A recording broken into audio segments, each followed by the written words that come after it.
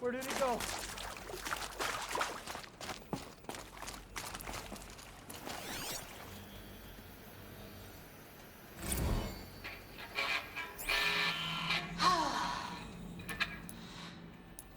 I mean, this is it.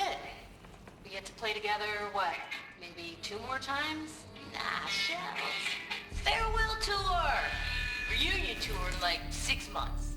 Fans do it all the time. I could have sworn I saw one For in our here. adoring fans, it's not that hard to stay in touch, Shelly. We could practice in holospace. People always say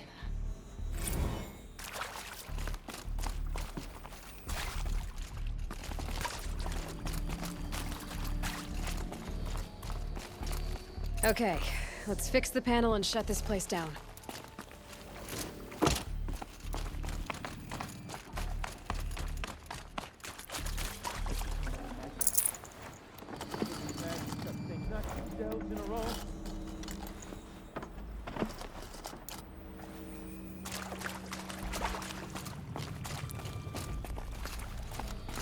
Gilden?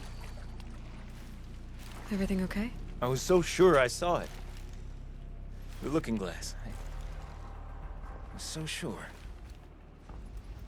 Right there in the window. I was... Of course. Trick of the light. Nothing at all. I'm sorry, Gilden. It must have meant a lot to you. Oh, well. Much as any artifact of the old ones would mean to me, really. It's fine. I'm fine. Besides, what are the spoils compared to the delve? That's why we do it, girl. The delve, not the treasure. And what a delve it was! Ugh. By the great blazing forge, I'll never forget that. Now then, I believe we have some repairs to make.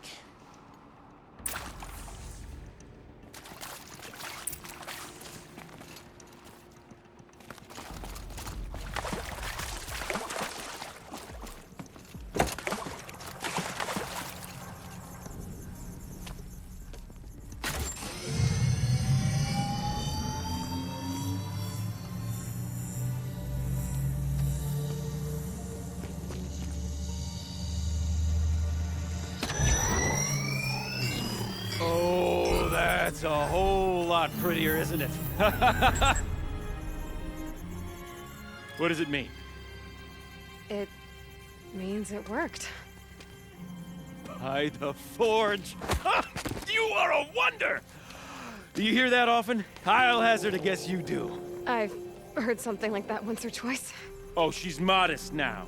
A master of the arts of the old ones, a delver to shame the entire claim, and she wants to be modest. Ha! It's not like I did it alone, Gilden. No. No, I suppose not. So what's next for you? On your way back to the claim? And deprive the people of Song's Edge the story of this encounter? Perish the thought! I'll stay there a while longer. But a story is best told by all who encountered it. Come and lend a hand, won't you?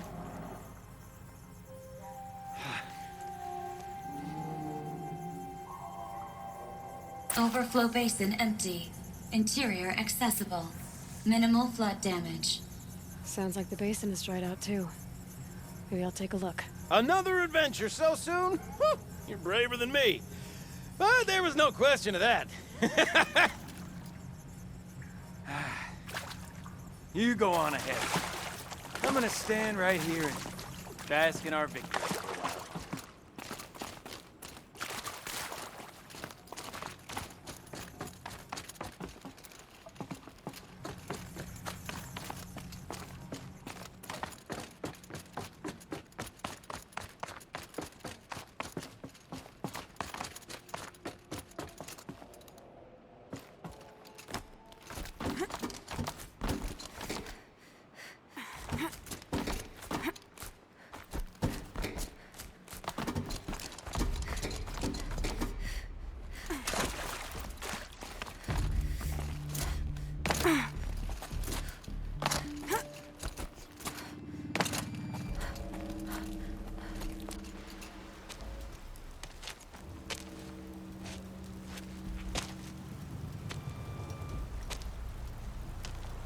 Water's lower.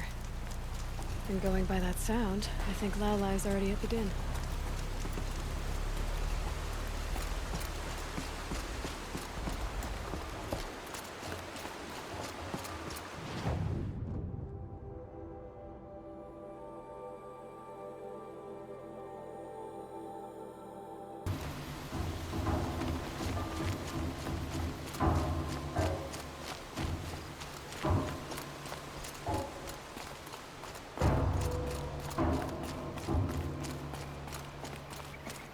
She wasn't kidding about the sound.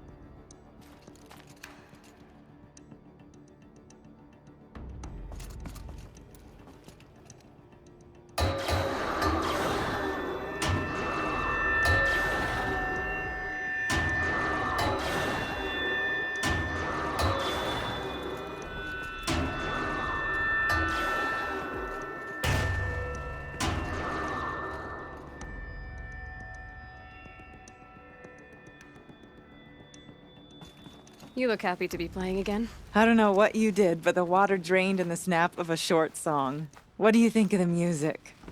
I've never heard anything else like it. That's because there's no other place with such resonance, such intonation that rattles your ribs with its power. And of course, no one else knows these pipes like I do.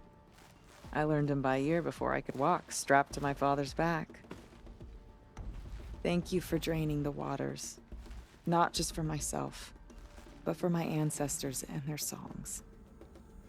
Please, take this as a token of our gratitude.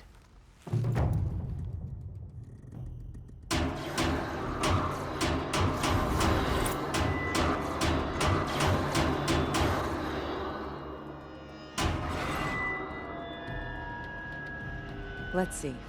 What shall I play next? The echoes are different with wet stone. Sound is warmer.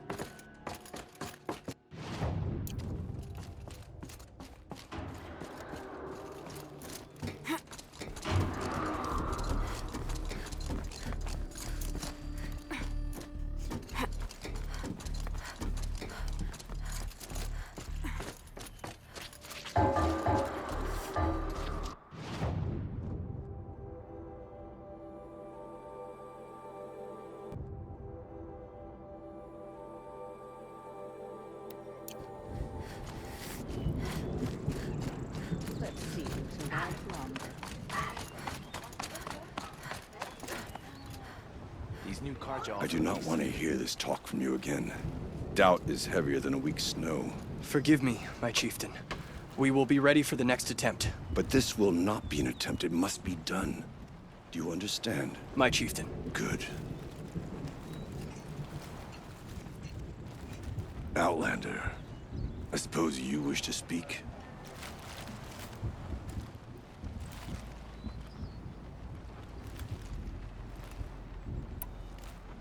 There are other Weraks in Song's Edge too? Yes. The village has its own lie for all Banuk who need trade or shelter. After the war ended, it sprang up from what was once a campsite, quick as the bloom between frosts. Perhaps it will last, until the Karja seek war again. Aurea knows about this Damon. Where would I talk to her? She does a shaman's work. That is not for the eyes and ears of others. Certainly not an Outlander's. This Damon you talked about. If you are hardy enough, you can venture out and see the signs yourself. It has changed the machines, made them fiercer, stronger. But what is it? A matter for the shamans to debate. Did your Werak come from this place?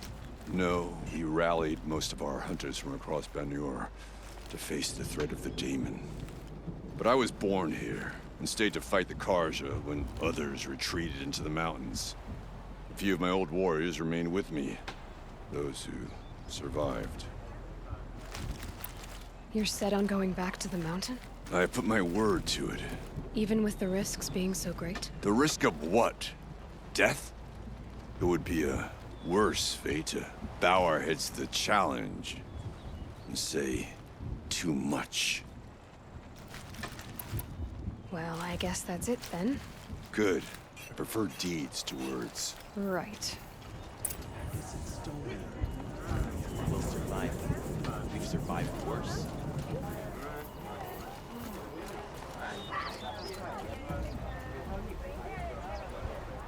You can never stop pushing yourself. A Werak is only as strong as its weakest hunter. And my words, the Jamon don't scare me. I didn't kill a hunter just to run from a traveler.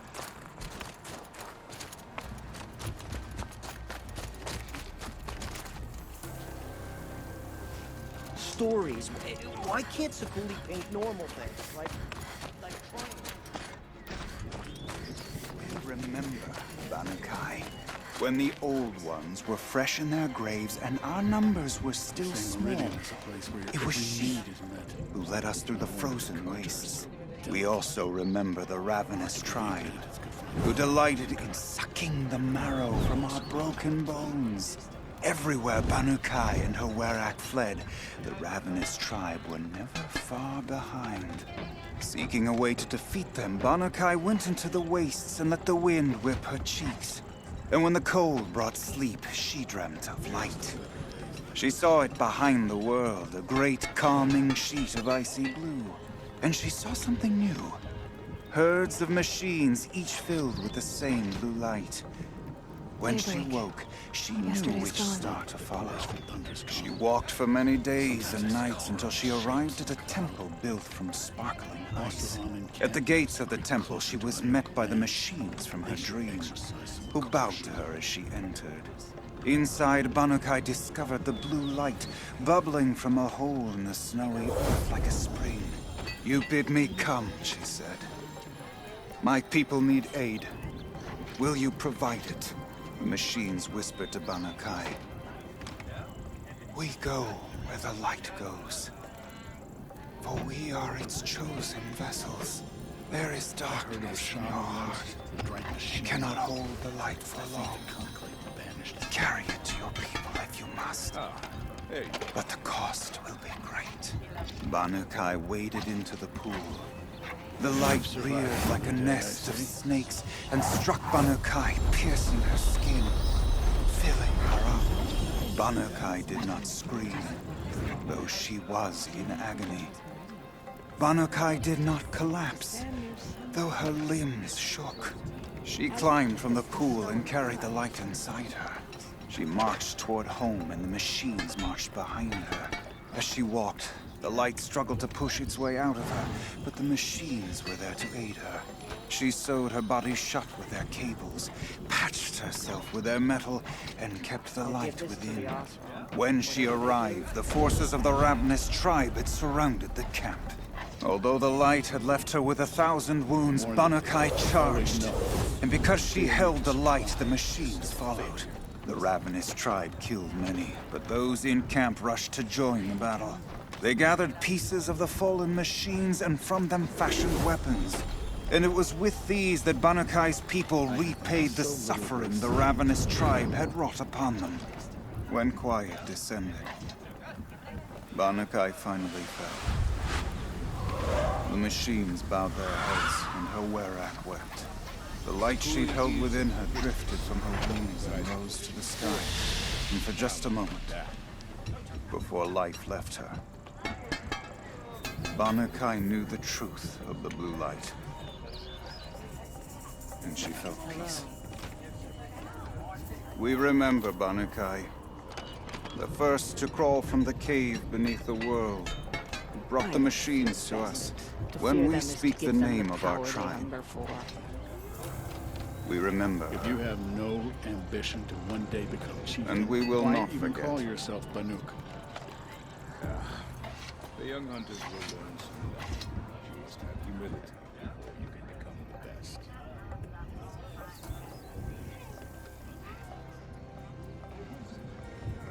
We remember, Banukai, when the old ones were fresh in their graves and our numbers were still small. It was she who led us through the frozen wastes. We also remember the ravenous tribe, who delighted in sucking the marrow from our broken bones. Everywhere Banukai and her Werak fled, the ravenous tribe were never far behind. Seeking a way to defeat them, Banukai went into the wastes and let the wind whip her cheeks. And when the cold brought sleep, she dreamt of light. She saw it behind the world, a great calming sheet of icy blue. And she saw something new. Herds of machines.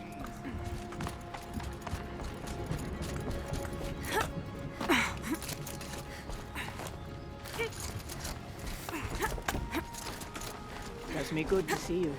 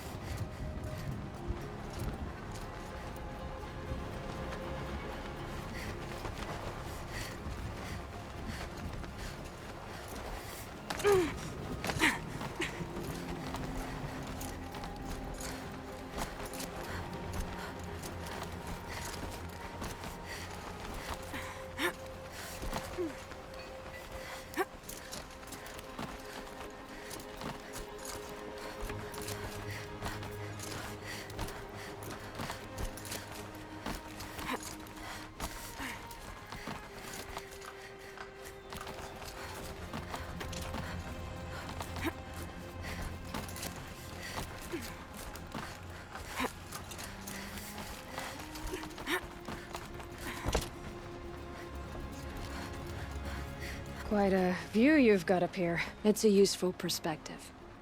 How fleeting we are when the world is so wide. From up here, you can see how the light paints across the land. Ever changing. That's a lesson. All our marks will pass. That outlook sounds a little depressing for a painter. Haven't met many artists, have you? Song's Edge needs new stories. I scrubbed its past off this rock to start anew. But a new start needs new colors. Fresh pigments, like none have seen. Have you always been a painter? I've always painted. But I wasn't a painter until I was driven out of Banur. Up there, the markings are eternal. They paint over the same lines, the same colors, over and over. As a child, I learned from copying them. As I grew, my heart sank at the familiarity. All of us Banuk might as well be trapped in glacier ice. We have the look of life, but never really moving. These pigments you want. Where should I look for them? Salts gather at the edges of geysers and hot pools. Crystals cling to the rocks and cliffs. The Banuk rock paintings are impressive, but, You want to know what they mean. That's not the right question, but I'll answer anyway. Some are called to the machines. The sacred shapes you see on metal casings, or on a cauldron door. Do the machines listen to the call? I don't know. Others, like mine, are a call to the tribe. You could say inspiration or prophecy. And sometimes even men listen, if the painting is loud enough.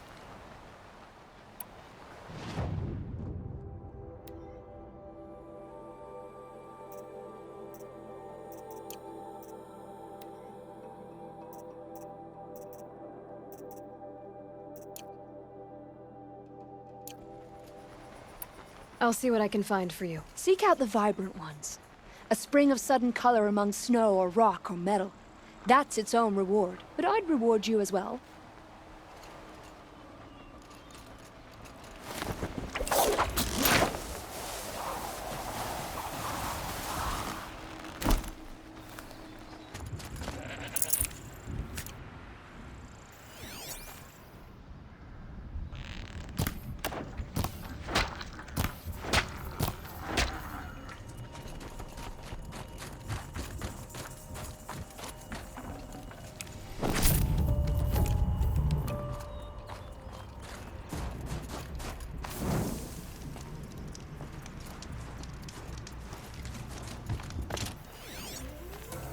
Ursus Americanus, the magnificent American black bear. Brought to you by Montana Recreations. That fur. You never even felt the cold, did you? If he hadn't preserved you, would anyone even know you'd disappeared?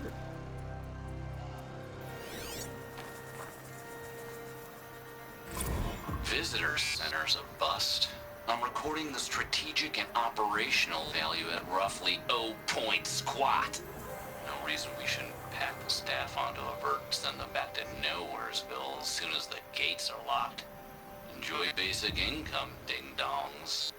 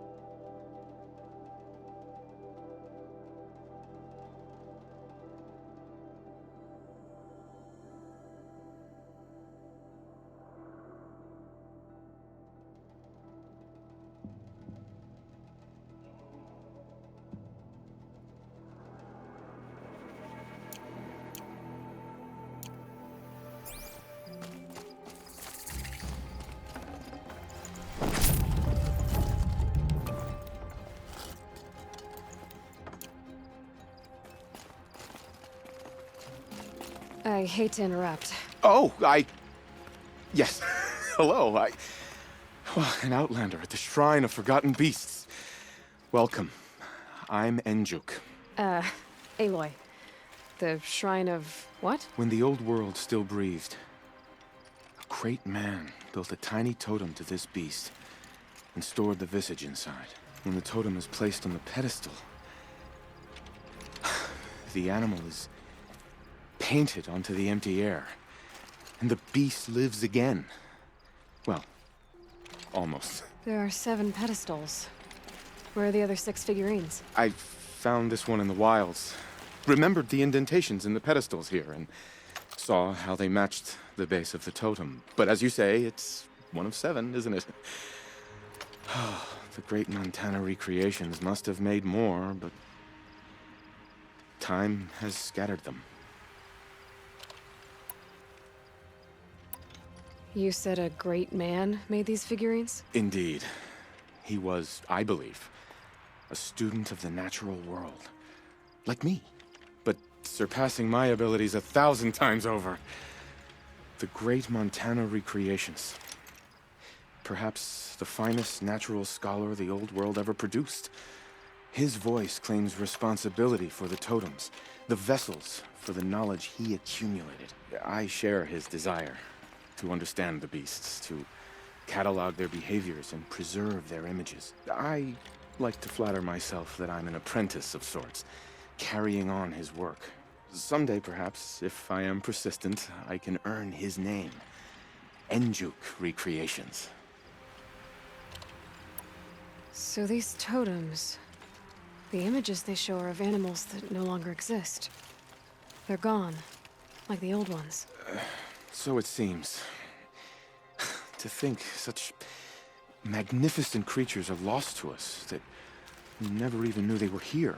We rely as much on beasts as we do on machines. For food, for warmth, but do we study them with the same fervor? Yeah, I do. For example, I have this theory about foxes. Why do foxes have red fur? Think about what they eat. Meat? Raw meat. Bloody meat. See? Natural causation. Logical connections. It only makes sense. You've thought a lot more about foxes than I have. Here's another one for you.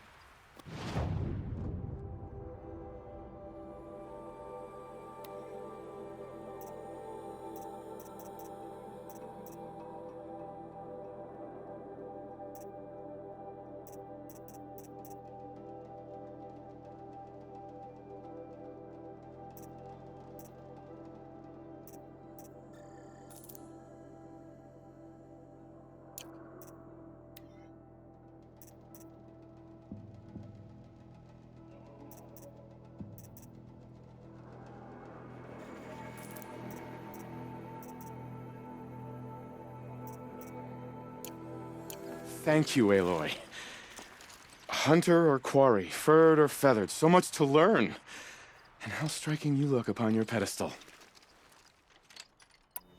I should get going. Of course, of course. I've taken up so much of your time already. But I don't suppose you could keep an eye out for more figurines? If I run across any, I'll bring them your way.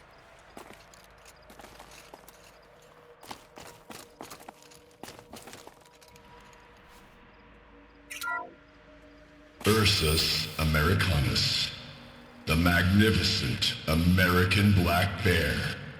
Brought to you by Montana Recreations. How would you like to find yourself cornered by that thing? I suspect I'd like it very much indeed. What a beautiful beast you were.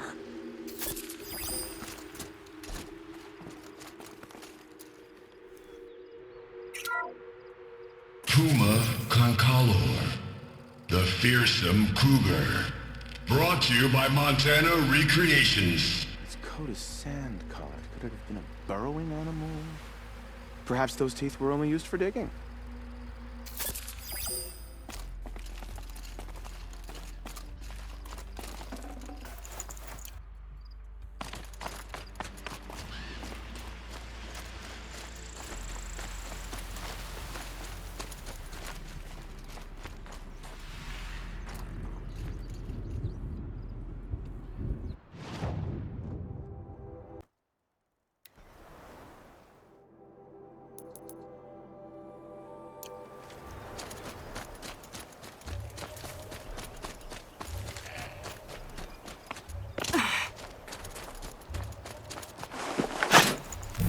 Let's find this blue gleam a better home.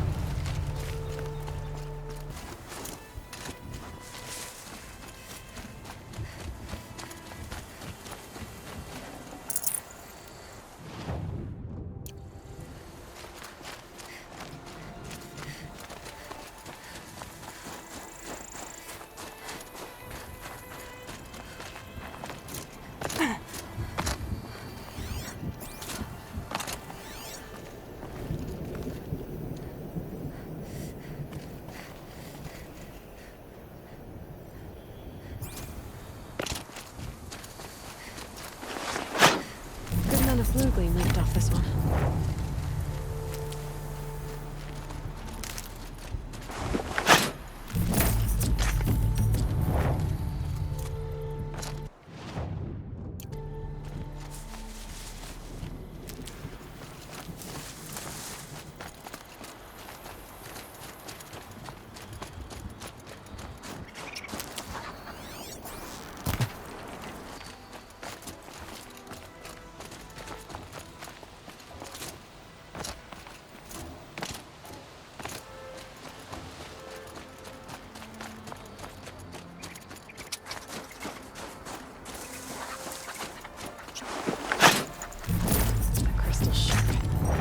Watch my fingers.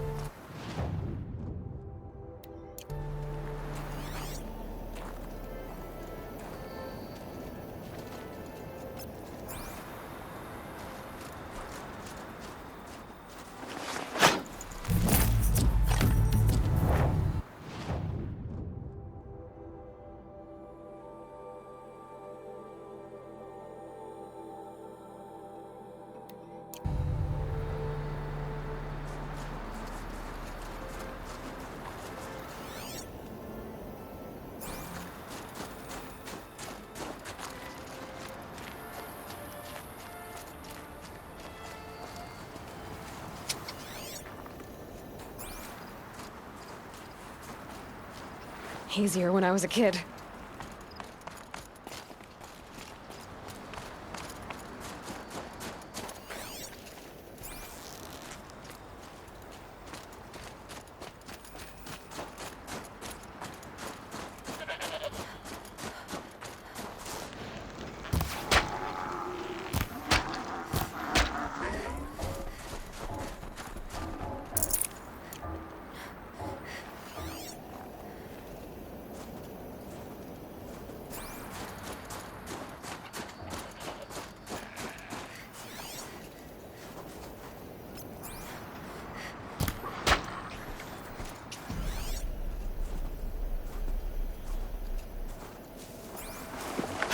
This blue gleam will make some shaman happy.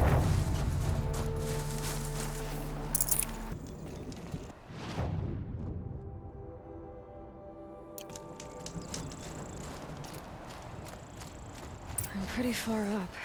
The shaman's path must be around here somewhere. This must be one of the markers Naltuk told me about.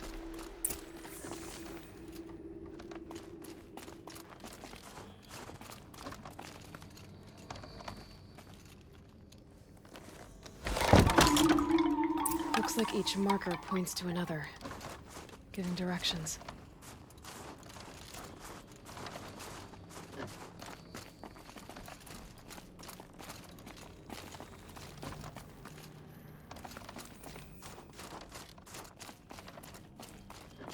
Not this way.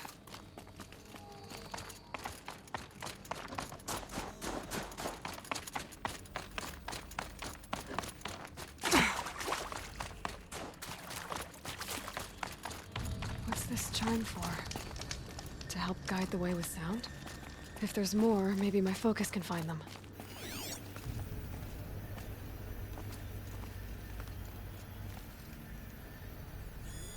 Yep, focus can pick up the chimes. Should help me find my way.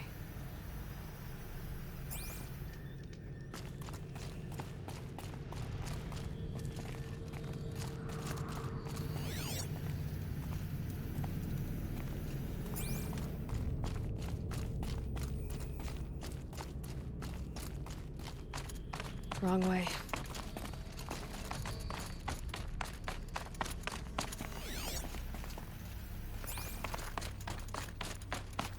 Dead end. But at least there's stuff.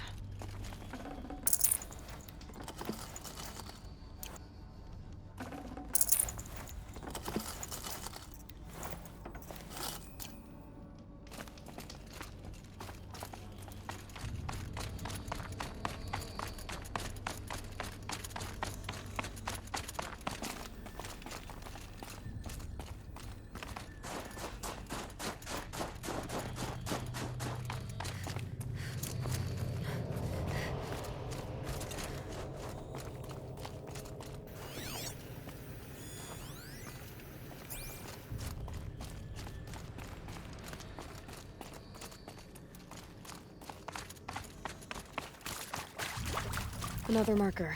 Good.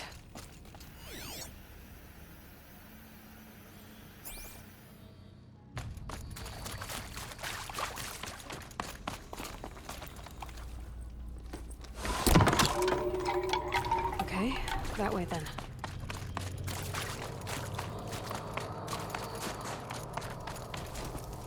Better go back after I grab this loot.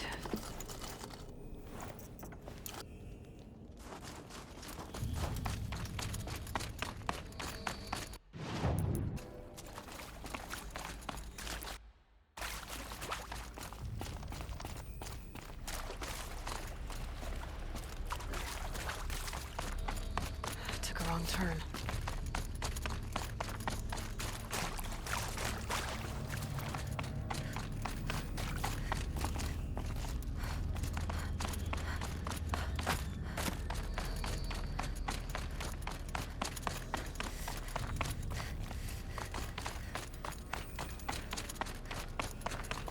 Wait.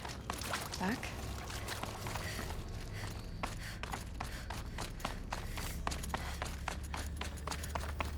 The chime. Not sure I saw this fork before.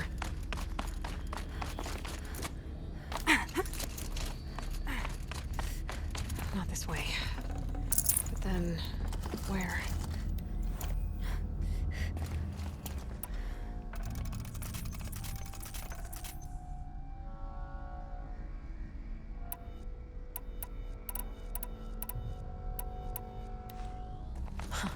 I see. Up.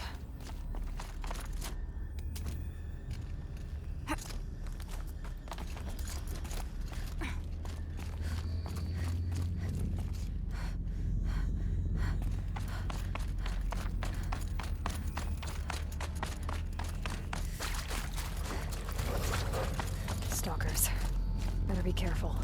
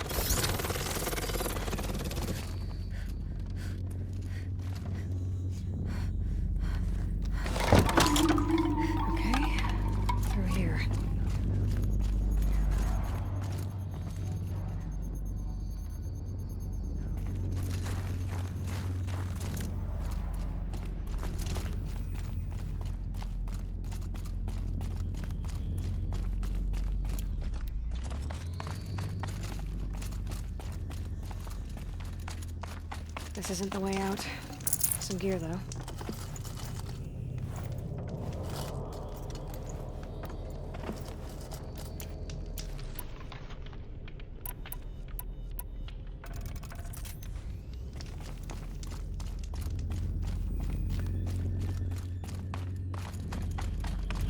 I'll get past these stalkers, one way or another.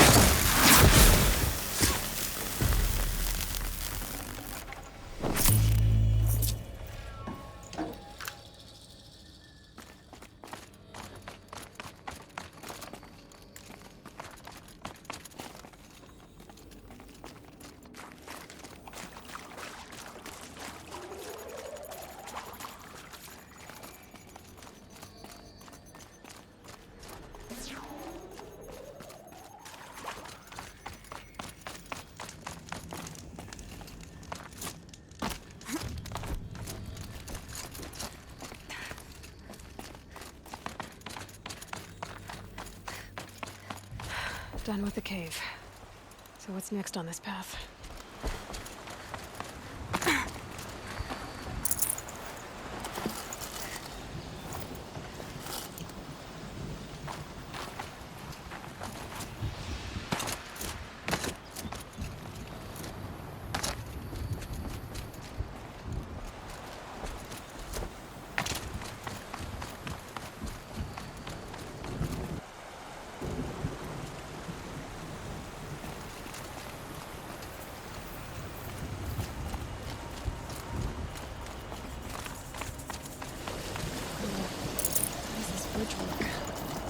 Looks like it needs to fill up with water before it collapses.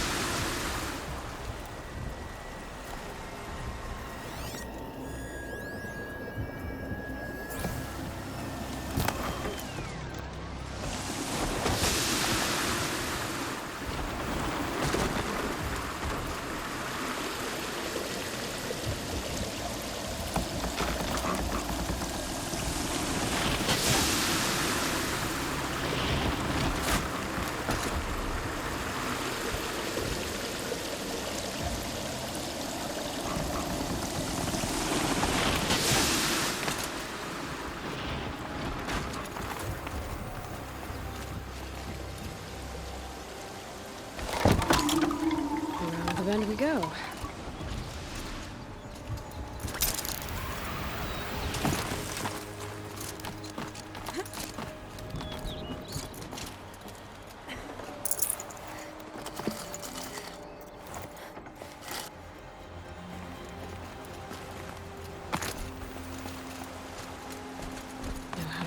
this one?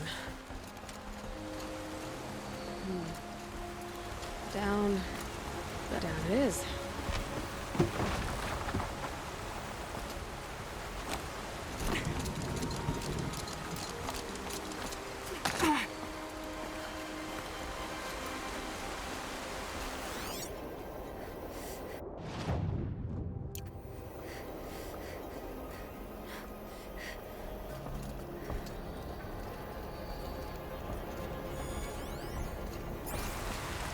There's the way up.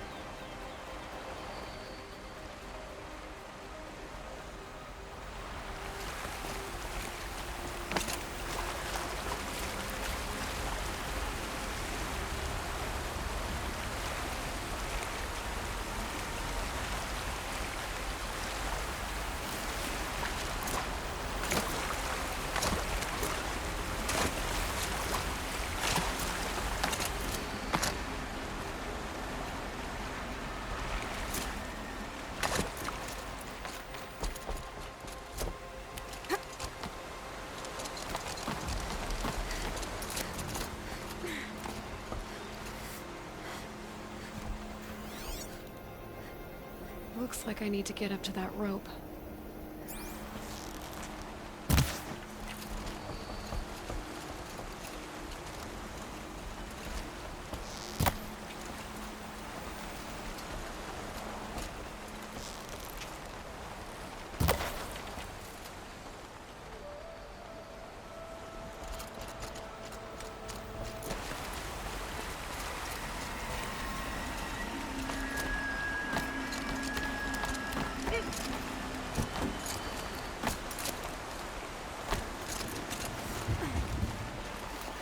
I need to pull the rope to move this thing into position.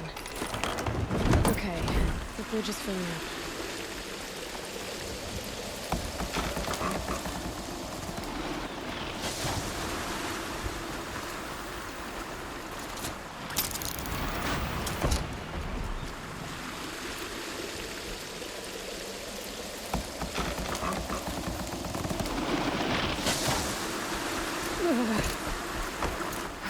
Made it.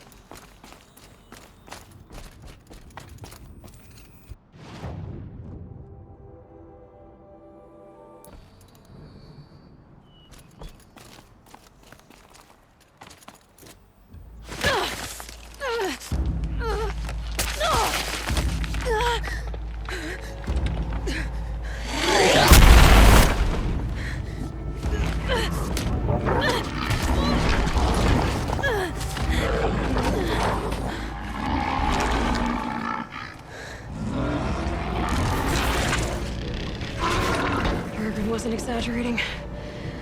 There's definitely something new out here. And I don't think it's friendly.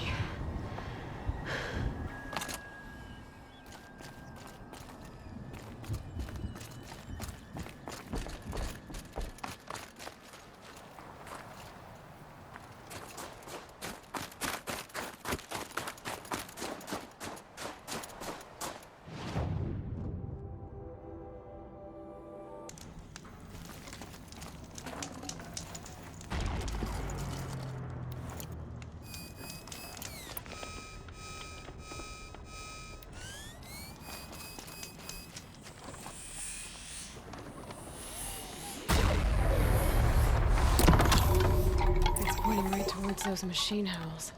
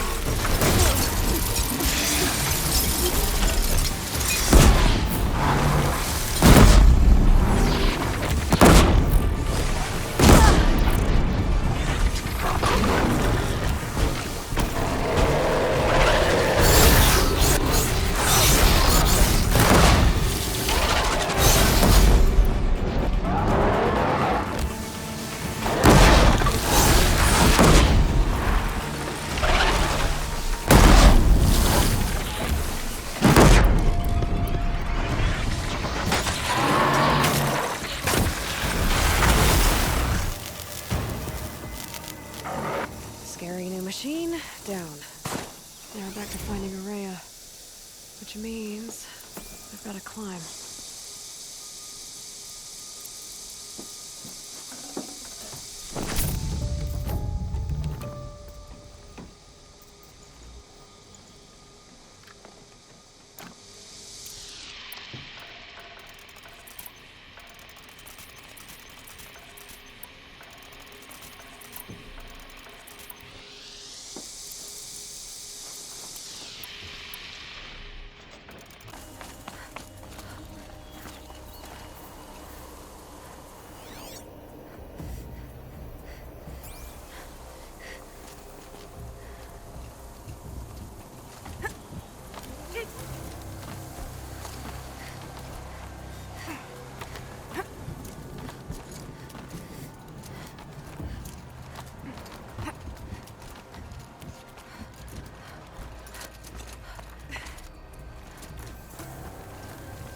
This must be the shrine Naltuk was talking about. Guess I should take some blue gleam. Sparkles. Let's see why it's worth it.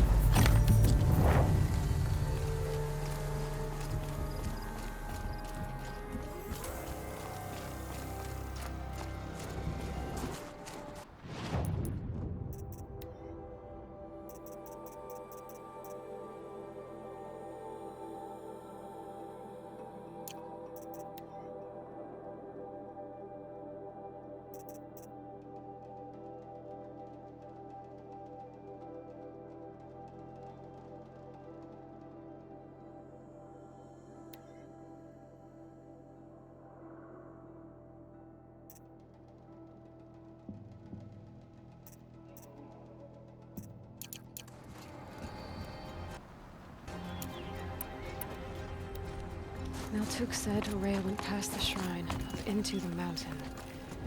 I'd better take those stairs.